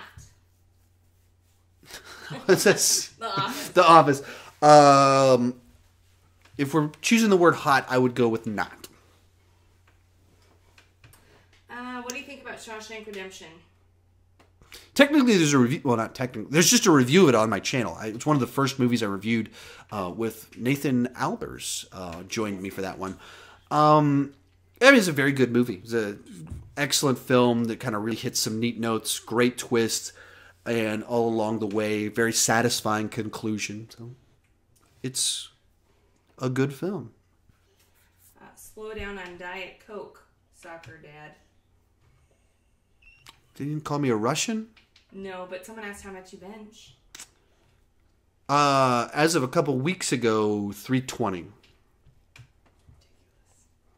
That's it, and I'm at the strongest I've ever been right now. That's not. I'm sure it'll drop down to like 175 soon. Now that I don't pick up paint all the time, but. Super chat from Max Boydell Smith. Oh well, fun. Hey Sean, what's your favorite war films? War films. I mean, if you can throw Braveheart in there, Braveheart certainly period piece. It's a war film in its own way. Of course, Saving Private Ryan's great. Those are formative years for me, so I default back to 80s and 90s a lot because those are the movies that made me love film. What's the one that comes to mind? I feel like I'm blanking on one that I should be. I mean, I'm giving safe, obvious answers, especially given my age, but I feel like I'm missing one that. Isn't We Were Soldiers that huge one? So We Were Soldiers is the one that was written and directed by the guy that wrote Braveheart, Randall Wallace. And wasn't Mel Gibson in it? Yeah, Mel Gibson's in it. So it's a bit of a. That's the one I saw when my purse got stolen. Oh, nice. Yeah. So that was. I've only seen that one once, There's though. a big one. A Band of Brothers. It's more of a TV show. I haven't seen it. I've never seen it. People ask me about it a lot. I've never seen it. Huge. It is huge. So I guess we'll go with those two. I'm a 90s person. I pointed at the camera. I pointed at you guys. I meant to point at her. What year did you graduate high school? 2000. Thoughts on 1960s Batman the movie? Well, not 1960, but Batman 66, the movie. Wow, you made a funny face. You know, it is what it is. It's a film adaptation of a TV show that's a spoof of Batman, really, is what it is. During an era where Batman was pretty goofy in the comics, too, and I think it does what it's trying to do well. It's not like great cinema. It's entertaining. It has, of course, is incredibly important to popular culture. But it's not a movie that I'm like, hey, let's just throw this one on. I don't do that often. I'd be more inclined to put the TV show on than the movie. What will be better, Frozen 2 or Toy Story 4? I say Frozen 2. I think. Oh, I say Frozen 2. Toy Story 4 is unnecessary. Yeah, I'm not happy that they're doing a Toy Story 4. To your point, it seems. I mean, no films are actually necessary, but they closed out Toy Story. Pixar could do. There's so many new stories they could tell. There's other maybe sequels that they could do. I don't get a fourth trip to the toy box. Like when you close out number 3 so well, I just don't get it. You think they'll merge somehow with Chucky? That's like the big twist. They actually take place, and that's like with all these rumors that Tim Allen and Tom Hanks were crying when they recorded their final lines. It's probably because they found out Chucky came in and cut their heads off, and like they're killing the franchise and me. But as I'd go Frozen 2, I think there's just more kind of. I feel there's more. I'm not as frustrated by that one. It makes more sense to me that they would do that. In response to your not being scared of movies very much, how are you with gore, though? For the most part, gore in movies, I'm fine. There's certain types of gore in movies that get to me, like especially if it's like surgery scenes specifically bother me. But like watching people being blown to pieces or something doesn't get to me at all. Even limbs chopped off, like I just don't care. Surgery though, like it messes me up. Real life, I do not do well with. I could pass out from I've passed out multiple times from seeing gore, like blood in real life and things like that. It's bad. If you were stuck on an island and could only pick one Avenger, one Pokemon, one Disney princess, and one Jedi to survive on the island, who would you pick? To help me survive? One Avenger. So you go with Tony Stark because he's an inventor and brilliant. One Pokemon. I don't know any Pokemon. Pikachu. Just say Pikachu. Pikachu. One Disney princess. Which one would you pick? We're on an island? Uh-huh. Oh, Little Mermaid. Because she can leave? Because she can go fishing. She can pull things out of the bottom of the ocean. Moana would also be a choice. And one Jedi. Luke, he's the most powerful. Do you have to? I wonder if you have to pick your age. Okay, good answer. Sorry. What do you think about the X-Men Fantastic Four coming to the MCU, knowing that the OG Avengers will probably not be around? That's my proposal for Phase 4. Is that if you're going to lose Tony Stark, Captain America, Thor. If you're going to lose a bunch of these people, you have to find some way to not feel like, oh, well, the MCU just got deflated. We lost everybody. So how do you keep that momentum and make people go, oh, yes, this is still awesome? I give you the X-Men. I give you Fantastic Four done right. I give you new Wolverine played by... I don't have a guess. I hope it's not someone that I know who it is. I want it to be someone new. But that's my proposal for how to... Like, that's what keeps the MCU fresh, new, and it's just as exciting it is now while losing all these franchises and characters that we love. Your opinion on Joaquin Phoenix and how he will do in the Joker movie? I mean, sure, he'll do great because he's a fantastic actor. The project itself, I have many questions about because it's a weird concept to do a Joker movie without Batman. Or do a Joker movie where the Joker is the lead character. How do you do that? I don't know. I'll find out this year. But I'm not worried about whether he'll do a good job because he always does a good job. And when you got a weird guy playing the Joker, that goes well. Andrew Paxton with a super chat. Thank you so much. Thoughts on the Animaniacs reboot? It's been 25 years, so I guess to some extent it makes sense, but that is such a, like, there was something weird going on at Fox in the early 90s where they were letting creatives do really wild stuff. Animaniacs being one example of that, like just how insane that was, that they let them just go and do that. And then Batman the Animated Series being the other one where they're like, we're going to draw on black paper and we're going to make it for adults. And they let them do that. And we're like, we're going to base it based off the Max Fleischer Superman cartoons from 1942. And they let them do that. And so I don't know what was going on that Fox allowed such incredible programming to be made for children, but I don't trust that the current era will be in the same ballpark to allow them to do that and it turn out well. So, well, and I just watched the Pinky and the Brain the other night with the kids, thinking, "Oh, yeah, just go for it." And some of it was pretty shady. Yeah, it's like what they were able to do and how harsh some of it was. Times have changed. I just don't know that they'll be allowed to do all of that. What's the best Star Wars lightsaber fight, and why can't the new trilogy make a good one? Can you start the oven or a pot pie? Best lightsaber fight. If you're going based off of choreography and just the visceral excitement of the situation, I would probably go Darth Maul, Qui-Gon, Obi-Wan. Ray Parker? I don't know if there's an S in ER or just Park on that. I'm blanking on that one. He's going to be at a Comic-Con here in Austin in June, so maybe I'll get to meet him and get my picture taken with him and like do this. But I think I've just rock choreography. That one's really good.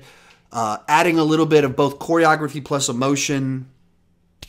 Then Revenge of the Sith, really good. Just kind of raw emotion. Return of the Jedi, I think, is kind of all the father-son stuff going on and the turning of Darth Vader. Real powerful stuff in Return of the Jedi. Why can't... I think it's a... I don't think I would agree with your sentiment because the throne room sequence in Last Jedi, I've got issues with that film. That's a cool sequence. So I think if you're a Last Jedi hater, if you think your childhood was betrayed by that movie, tracking with you. But that throne room sequence, that's a cool sequence. They did cool stuff in that. So I'm not quite sure that I would agree with you that they can't do it. The Darth Vader massacre in Rogue One, that's a cool sequence. That's a lightsaber. Pew, pew, he's killing people using the Force. That's some of the coolest stuff we've seen. It's not a full-blown lightsaber duel or anything, but that's a very cool sequence. So they have done very cool things with lightsabers. I thought that the lightsaber duel in The Force Awakens, and I really dig the Force Awakens. The lightsaber duel at the end of that one is not very good. But then again, it's a girl that's never wielded a lightsaber before battling a guy that just got shot by Chewbacca's very powerful crossbow that we've seen him blowing guys away with. Like, people are like, this total crap. Like, how on earth was Rey like you'd be able to defeat Kylo Ren? Because he was just shot. I mean, we don't have to get too deep on this. The guy was like shot in the chest and is like bleeding out, trail of blood behind him, and he's like pounding his chest to like amp himself up on the Force. How was Rey, who's a strong Force user and who has been shown to be able to handle herself, why was he able to win? Because he was shot. I don't think we need to think. We don't have to get too deep on some of this stuff. There's a logical explanation in that. Can you rank the Ben Mendelsohn villains? Look off the top of my head. I can't off the top of my head. Last place, Sheriff of Nottingham. He didn't do. It wasn't so much that he did a terrible job, but the character himself was just terrible. It was just nonsensical. The baby's staring at me now and smiling. Did you want to be on camera?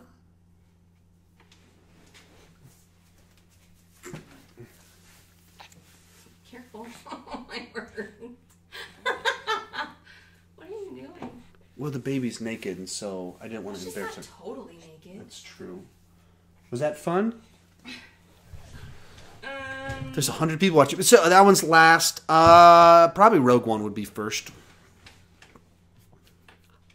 Thoughts on Jack the Giant Slayer? I've never seen it. Do you think making a good video game movie is possible? Sure. The problem with video games is that they're designed for action. They're designed for creating a plot where you're constantly clicking buttons and get involved in the action. Or they're a role-playing game, in which case you have a 50-hour narrative. So whether you're talking about, like, Final Fantasy, whether you're talking about even like Grand Theft Auto, it's this massive narrative that takes forever to complete. She's in such a good mood. That how do you condense that into an interesting story? Or even like Grand Theft Auto, the appeal of it, like they'll have compelling stories inside of it, but really it's the nature of, hey, I get to be a criminal doing heists, and I get, like, that's the appeal of it, the getting involved in the action. Or, Mortal Kombat, what's the appeal of punching people? It's not about a story that's engaging.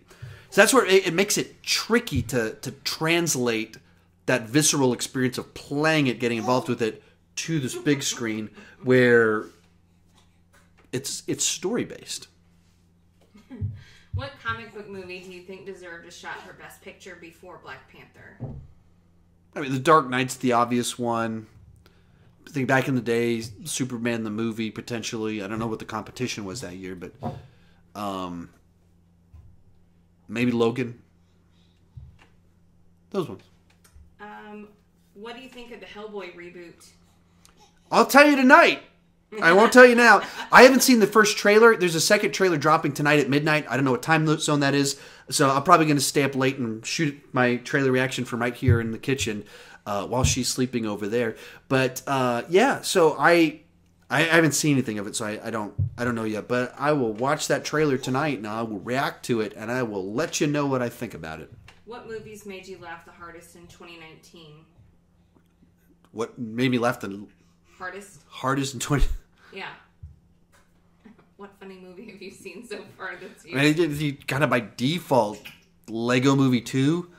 I saw Isn't It Romantic today? So that maybe if I'd seen that with an audience, then that would be more so. But it was like me and two old people. So watching a comedy in an empty theater really kills the vibe of the movie. So Lego Movie 2. What do you think about Bird Box? I haven't seen it. People ask me about it. Like, I had a coworker that was like, as you're leaving your job, as a parting gift, can you please review Bird Box? And you didn't? I have all the time in the world. If I do it at any point in time in my life, I am I'm giving Hibba what she wants. Best song last year's A Star Is Born? I think. Is that a question? Yeah. Is that a statement? There's a question mark at the end. Yes. Do you think the best song from last year? If using that category, sure, absolutely, that's the one that I would go with. I mean, I think the problem with some of those, like, it's kind of a goofy category because what best song? What do we? We're not the Grammys, and most movies don't have like that movie. It's an actual song that's very important to the story, where it's like, hey, this song played over the credits. Like what? So it kind of sure that one works. Cole Pratt with a super chat. Thank you so much. What are your top 3 favorite movie franchises? MCU, Star Wars, and then I think we get into like a 15-way tie between Terminator, Die Hard, Indiana Jones. Like there's 1,000 of them that are kind of right there in that next category. But just when you talk about large franchises with a bunch of stuff, that Star Wars, I got to go with that one, and then MCU. Have to get that one too. Super chat from Boyd Franson. Thank you so much. If Toy Story 4 was a prequel, would that be better? No. I mean, I could understand maybe where they're going with it a little bit more because they closed off it, but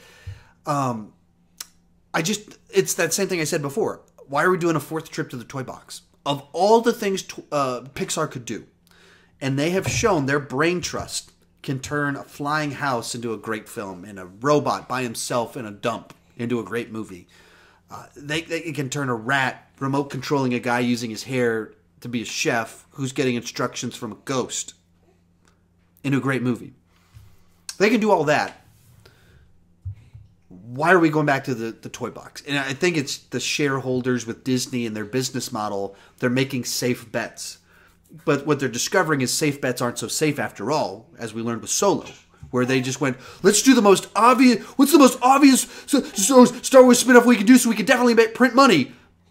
And then it wasn't printing money like they thought it was going to be. And eventually, if they keep doing Toy Story 17 or whatever, it's going to not be printing money anymore.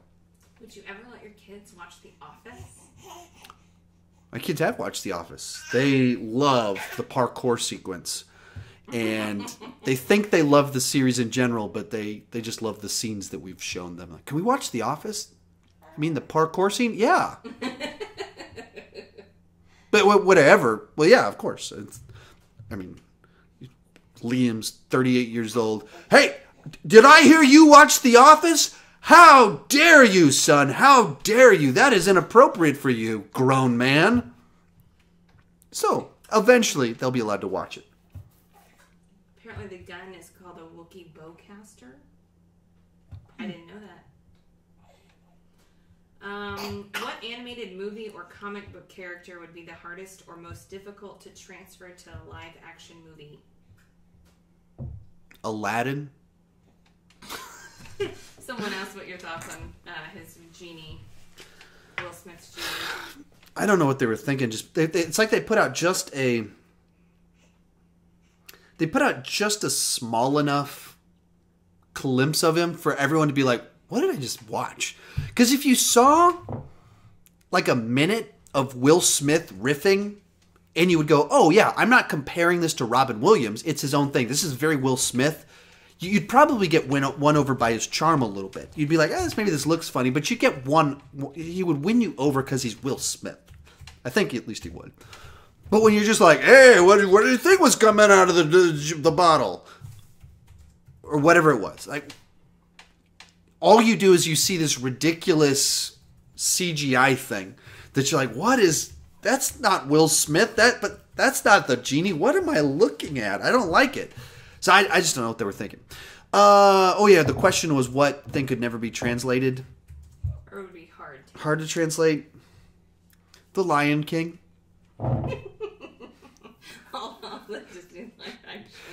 Everything they're doing this year, just like, okay, Disney, you're gonna print money, but okay.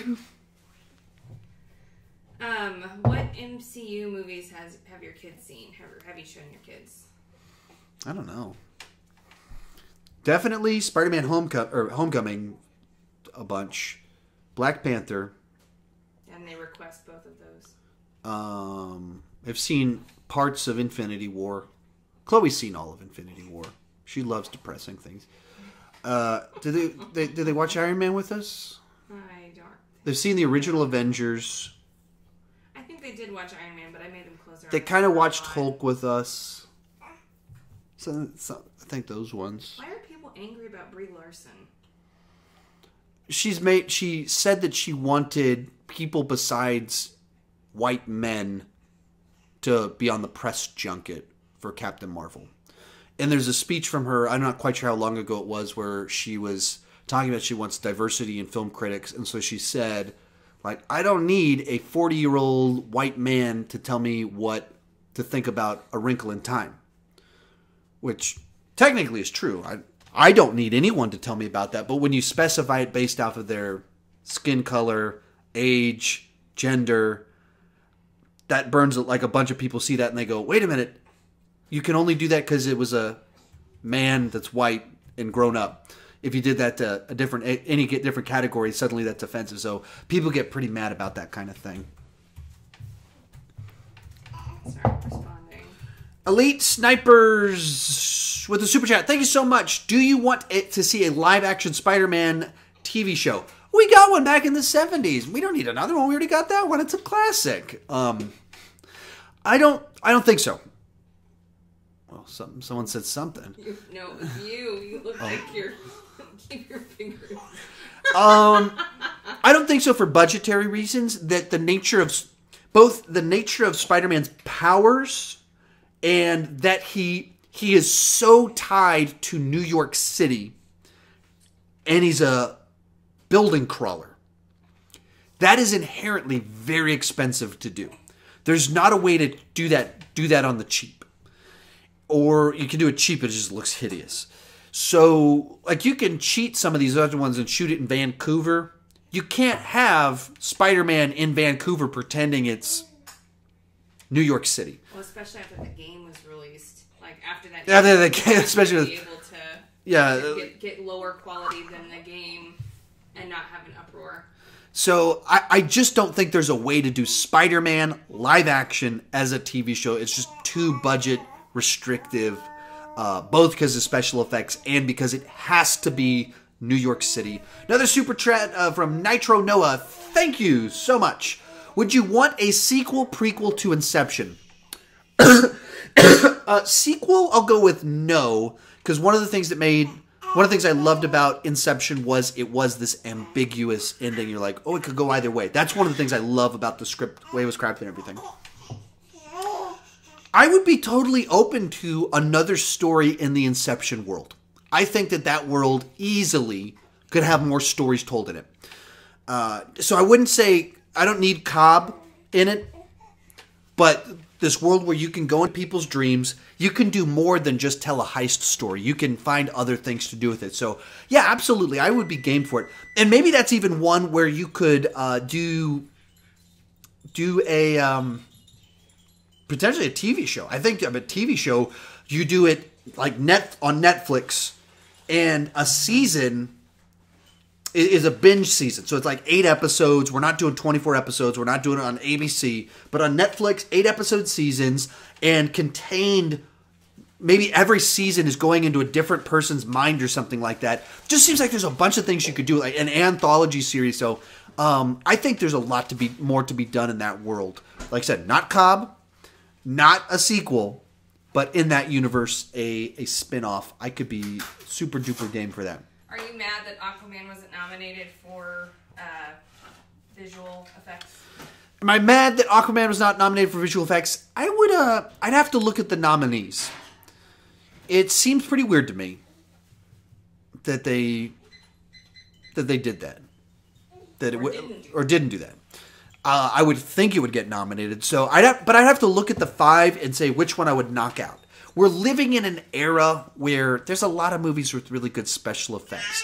So sometimes something's just not nominated because there's other things that are really good. And just because there's a lot of special effects doesn't mean that they're the most interesting special effects. So certain movies, like you watch Aquaman and you know you're looking at a special effect. First Man, I think, is the one that won. You look at it, and nothing looks like a special effects. It just looks like you're looking at actual footage of spaceships. So in that sense, they're They're flawless visual and special effects is what you see in that movie. Where I don't know that you could say that about Aquaman. But Aquaman's doing a lot more things and a lot crazier things. That depends if you believe we landed on the moon in the first place. It's true. Do you think Superman would benefit from having a Lego movie? Oh, well, I mean, there is a Superman Lego movie. There's tons of them. You mean the short ones? I think they're coming out. No. No, I mean, there's movies, too. Like, there's the Aquaman movie, and they're all Justice League movies, so he kind of has them. But, I mean, totally. I mean, the fun of the Batman Lego movie is that it's basically a parody movie of Batman that has a reverence for Batman, but it's also a spoof of Batman. So I think there's tons of fun things you could do with doing that with Superman. Yeah. Did you hear that they're now making a live action of The Hunchback of Notre Dame? Yeah, I heard that. I hadn't heard that. Okay. I don't know how that one translates because that seems very animated. It's very depressing. That's some next level depressing if you go live action with it. Tony Currant, I'm sorry if I mispronounced your name, with the super chat. Love your content, man. Ah, thanks. I really appreciate it. Do you think Alita will be nominated for Best Visual Effects at next year's Oscars? I mean, you have to see what else comes out. Some of it, what's in Alita, is great, and some of it looks questionable. Some of it's spotty.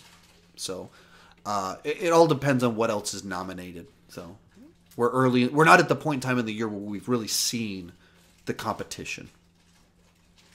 Is Mel Gibson a better actor or director? Probably a better director. And I love him as an actor, but he's a more celebrated director than he is an actor. So he's acted in far more things. He can do crazy. He can do charming. He can do action. He can do drama. He can do it all. He's funny. But kind of that next level award-winning, he's shown he's that as a director. If one Disney princess movie had to become a horror movie, which movie would make the most sense? I mean, Beauty and the Beast is a pretty natural contender. Just eat her. But, like, guy kidnaps her father. Like, I'll trade you. I'll keep you kidnapped in my creepy castle with a monster. Like, that's the setup for a horror movie, not a romance. So, like, that's a pretty straightforward one. But then, the actual Hans Christian Andersen Little Mermaid, that's cut off her feet. Like, that's, getting pretty Saw territory there. But there's a lot of... I think you mean Cinderella, no? Did they cut off her feet in Little Mermaid? Or did she just lose her voice? She's going to turn into sea foam. She's going to die. Oh, it's sea foam? Okay. Yeah. It's really dark. Yeah, his Hans Christian Andersen, he's basically the original creator of Saw. I kind of want you to do, like Saw renditions of all of the princesses now. I think Brave would be pretty creepy. Could be. Yeah. As a horror film. Your mom turns into a bear. But that's Pixar. She's a Disney princess, though.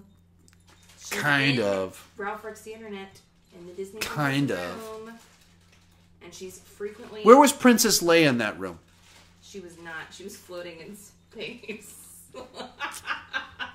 And crystallizing. Thoughts on the upcoming Breaking Bad movie?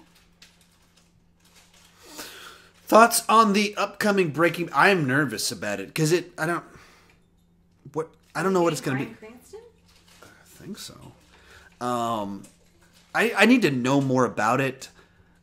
Better Call Saul, I haven't seen much of it, but the amount I have seen of it, it was better than I was expecting it to be, but that just seems so dangerous to go back to something like that, and let's see what Jesse's up to. Like, I don't know. It makes me nervous. It's not something that naturally makes me go, oh yeah, 2 hours of Jesse Pinkman cooking meth. That'll be cool. Back to the Aquaman thing.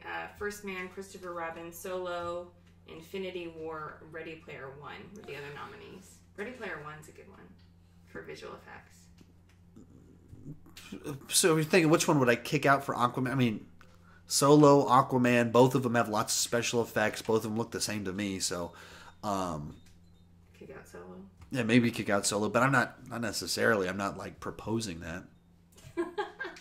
Someone asked if you were a nerd, and someone else answered yes, he's a nerd. I make a living now talking about Marvel movies, so that should tell you what you need to know about me. Do you want to see a second Power Rangers movie? If so, I mean, we've already had 3. What do you want to see happen in it? Well, so the first one is basically just an origin story. That's kind of the... Like, I would be game for a second one, and then, of course, they set up Tommy being in it. Like, that's the tease at the end of it. So it didn't do well enough. It's very unlikely that we'll get it, but I would be totally fine if they continued the one that we got, especially if they could get the budget, which they won't, to do it right. Which the problem was that the movie is 80%, or it's like 60% Breakfast Club, 20% training, and then 10% Power Rangers stuff. Just because they didn't have the budget. And so they don't become the Power Rangers until the last 10 minutes. So, but what was there, I thought worked. So, I'd be game. Do we have a time limit? It's 9:42. I know what time it is. Well, how much is longer until my food's ready? No, we're not doing that long. Yeah, let's get like 10 more minutes or something like that. Okay. So if you definitely want to get your question answered, throw a super chat. If you want to join in for a weekly chat with me on one of these deals, it's private, so everything you have to answer gets answered. Check out my Patreon page. What have you got for me? Do you think Halo, if adapted correctly, could be the next Star Wars? No, I mean, it's not the next Star Wars. No, I mean, even adapted correctly, it's just not... The mythology isn't there. Like, Star Wars in and of itself is a generational level of, like, world building. And so then... My upbringing was Star Wars. The last 20 years, it's been Harry Potter. But you don't have very many things that are just kind of that next level, hit the culture in a way that just takes off. That's something really special to be able to do that.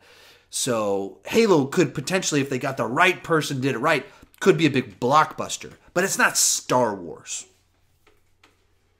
I've heard of 2 movies that they're making that I didn't know they were making. That people post about Twins 2 and Coming to America.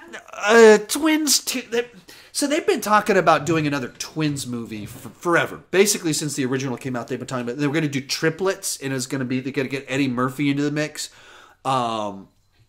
It's been 30 years. If you're going to do Twins, I think it's after 30 years you can do a remake.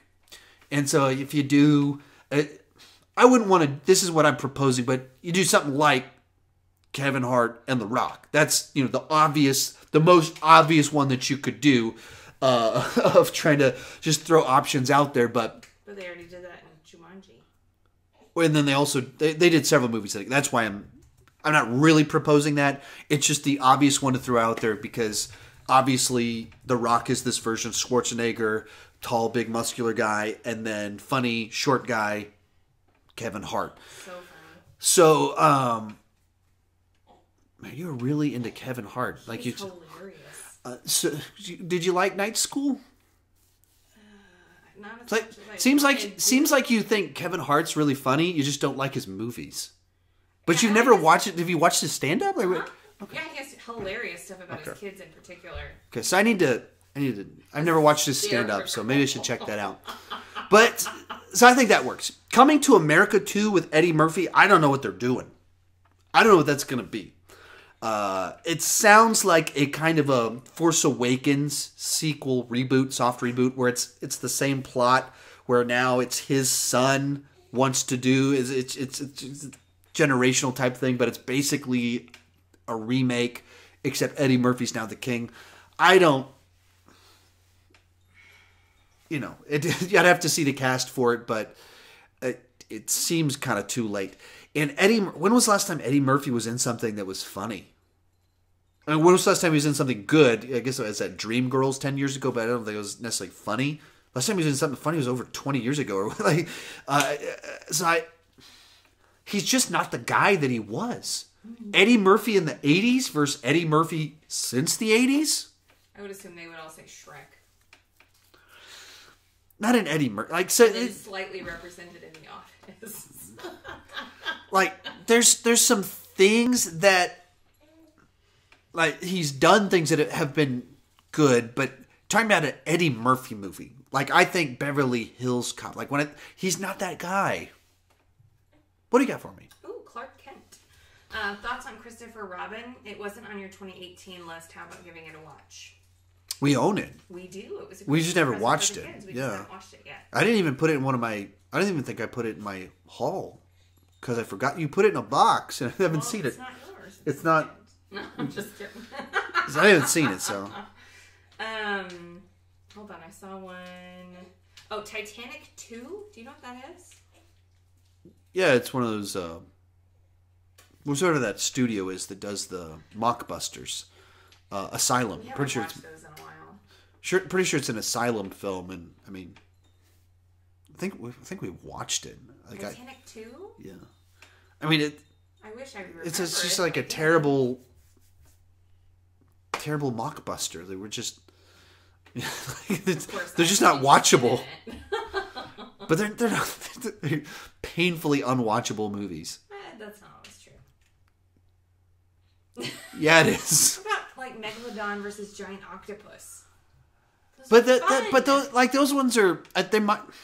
But they're kind of different categories. There's the ones that it's like the Sharknado, like, hey, let's just do crazy, insane stuff. Terrible. Pick a side. Like, where are you landing on this topic?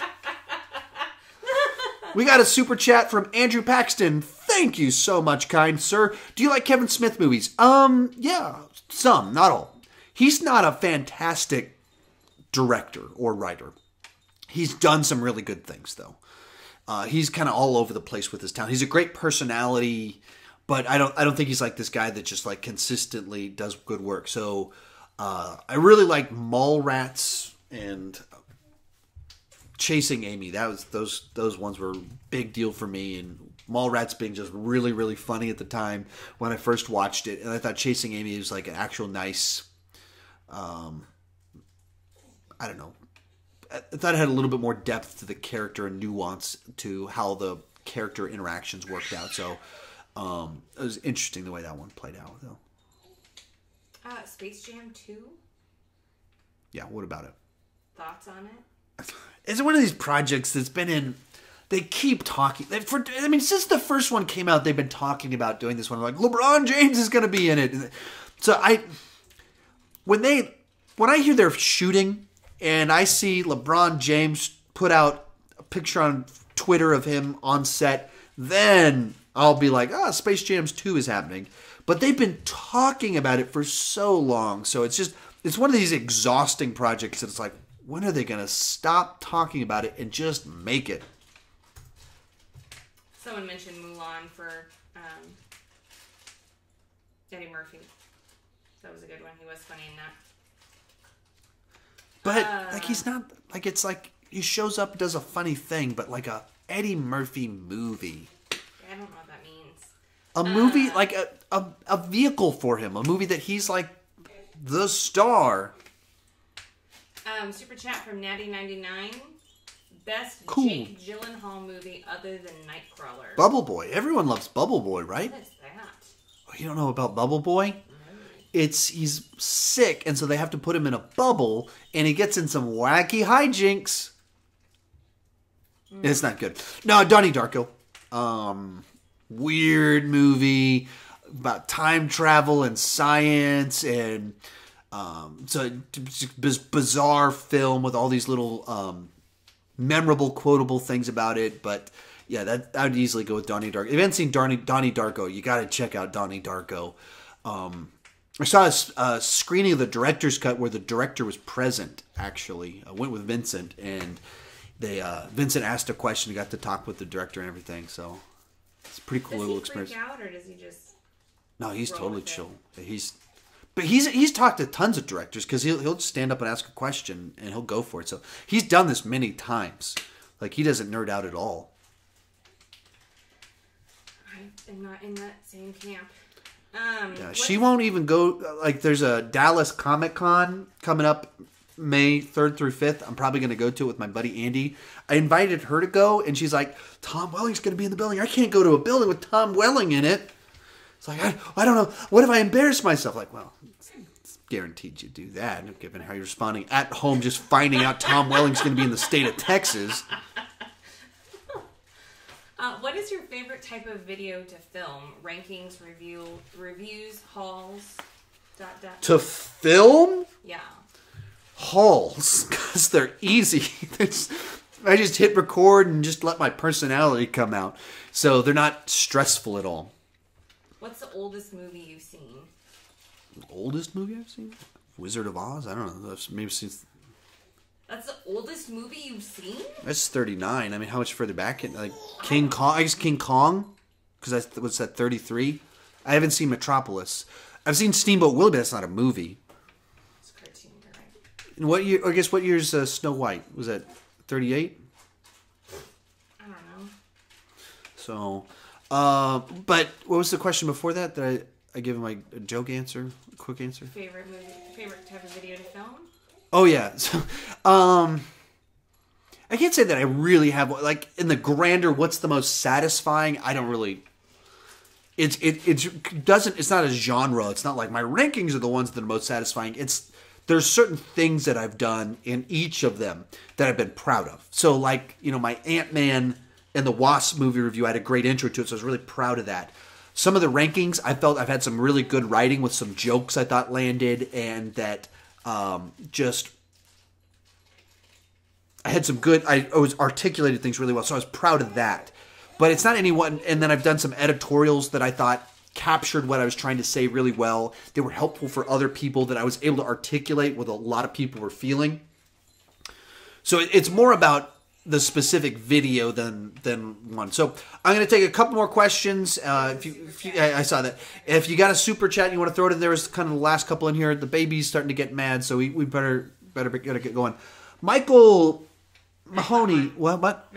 Mac Mahan, you're much better at this whole name thing. Do you have a favorite movie musical? All right. You can count the Disney animated films. Lion King, Aladdin, Beauty and the Beast would be my obvious answers on that one. That's my childhood. Great songs, great movies, great musicals.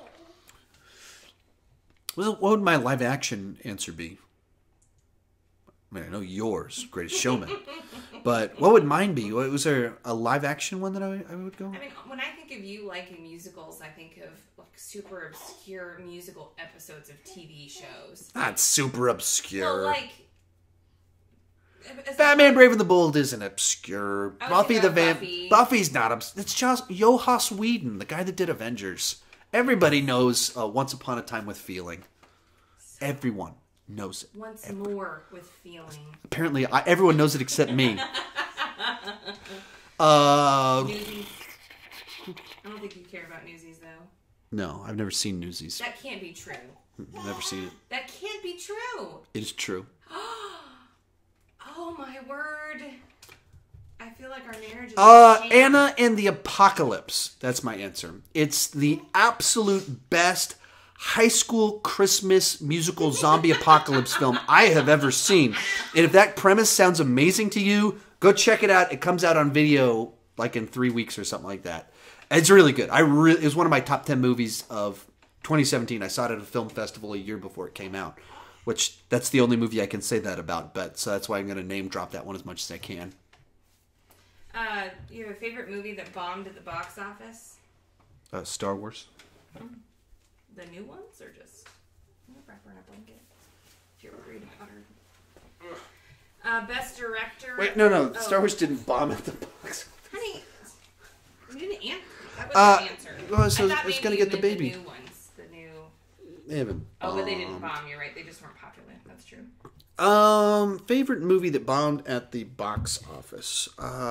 It's tough because I don't have a list in front of me, so I'm trying to factor in several different things that all kind of go together differently. I don't think I can come up with an answer off the top of my head because I got too many things on the mind. And I've been talking for an hour and 45 minutes straight. So unfortunately, She's okay.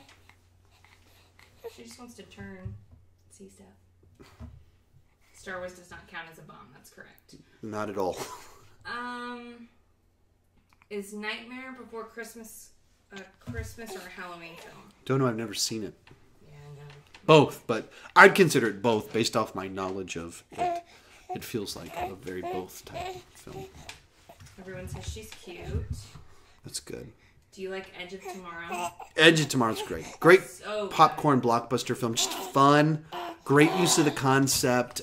Everything firing on all cylinders. Pushing buttons. She's drooling. So, Thoughts on the Lethal Weapon films? I've got a ranking out there of them. They're great. The first two are the quintessential buddy cop films for my money. So, yeah, the first two are classics. The second two are enjoyable, but they're good. They're not classics, though. But I think that all of them are very solid action films. What? You want to smile for everybody? Is Die Hard a Christmas movie? Oh, of course. Because it's a movie that centers around a Christmas party. The whole movie's about a Christmas party and features Christmas music. So it's tough to, like, you're just showing your bias if, like, oh, you can't have action and be a Christmas movie. That's your bias. That's not a strong argument given that the movie, it's about a Christmas party. Thoughts on Dragon Ball Super movie? I don't know anything about Dragon Ball Z. And do you like South Park? I've only ever seen one episode of South Park. I thought it was hilarious. I thought it was one of the funniest things I've ever seen, but I've only seen one episode. Hold on, someone said someone else had a good idea, but I don't see it. Yeah, if you can just come up with a good closer question. What's that? Someone said Newsies is boring. Thoughts on Sounds Oblivion? right. Oblivion was just a dull movie that just didn't seem to pay off, or it didn't have a flavor. It was like, oh, this could be cool, and then it wasn't cool. So, What's the baby's favorite movie? I think Into the Spider-Verse is the one she watched the most before she fell asleep. what's your favorite movie? What's your favorite movie? No answer. Yeah, she's not very chatty. I'm trying to looking. A good, like, Movie you're most excited to show your kids when they're older. I don't know. I'm trying to show it to them now because I'm stupid and make poor choices. For you, it's Harry Potter, so they can watch Harry Potter right. Although I've already caved. And Yeah. They've watched the first 3. For me, Die Hard. Let's go with Die Hard. That's a pretty fun one to go with. Fun. Yeah, so we'll call it Die Hard. Thank you guys so much for tuning in. Check out that Patreon page if you want to consider having these sorts of deals where I definitely answer your questions and you get to chat back and forth with me. Check that out, see if it's right for you.